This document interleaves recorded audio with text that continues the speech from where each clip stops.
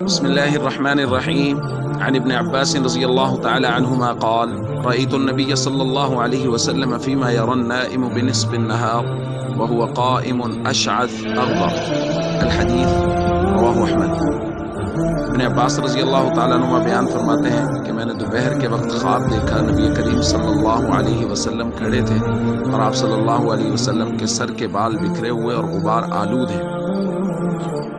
بیدہ قارورۃ، فرماتے ہیں حضور کے ہاتھ میں ایک بوتل ہے، فیہا دمن، اور اس کے اندر خون ہے۔ فقلت بأبی انت و امی یا رسول اللہ، میں نے عرض کیا یا رسول اللہ میرے ماں باپ آپ پر قربان ہو جائیں۔ ما ھذا، یہ کیا ہے؟ قال، حضور نے فرمایا ھذا دم الحسین و اصحابی، یہ حسین اور ان کے ساتھیوں کا خون ہے۔ فلم ازل التقطہ منذ اليوم، اور میں آج کے دن اس کو جمع کر رہا ہوں۔ فاحصینا ذلک اليوم، ابن عباس رضی اللہ تعالیٰ عنہ فرماتے ہیں کہ ہم نے اس دن کا اندازہ لگایا، فوجدوہ قتل فی ذلک اليوم، تو اس دن ہم نے یہ پایا کہ اسی دن حضرت حسین رضی اللہ تعالیٰ عنہ کی شہادت ہوئی۔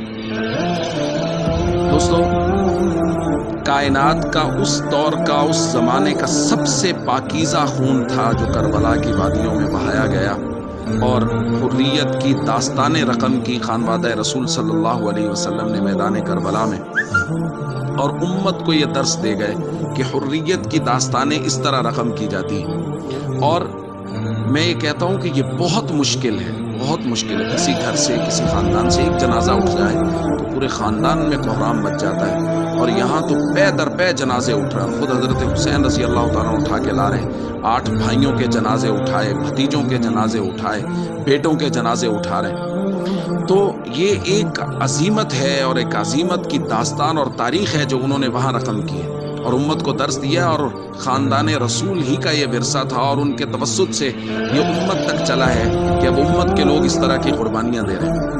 اور یہاں میں یہ بات ضرور افسوس کے ساتھ کرنا چاہوں گا کہ کچھ کہانی باز لوگوں نے اس خاندان کے ساتھ ایسی چیزیں منسوب کی ہیں جن کا ان سے دور دور کا کوئی تعلق نہیں ہے، کہ خاندان رسول صلی اللہ علیہ وسلم کی خواتین وہ سر سے دوپٹے اتار کے اور واویلا کرتی اور ماتم کرتی ہوئے میدان کربلا میں نکل آئیں کہ ہمارے مردوں کو شہید کر دیا گیا ہے۔ ہم تو دیکھتے 1400 سال کے بعد وہ خواتین جو خانوادہ رسول صلی اللہ علیہ وسلم کی خواتین کے طریقوں پر چلتی ہیں، ان کی 3 نسلیں ایک دن میں شہید ہوئی ہیں، لیکن ان میں سے کوئی بھی کسی کے دوپٹے پر بھی کسی کی نظر نہیں پڑی، اور کوئی خاتون گھر سے باہر نہیں نکلی۔ تو کیسے سوچا جا سکتا ہے کہ خانوادہ رسول صلی اللہ علیہ وسلم کی پاک باز خواتین اپنے گھروں سے اور خیموں سے باہر نکلی؟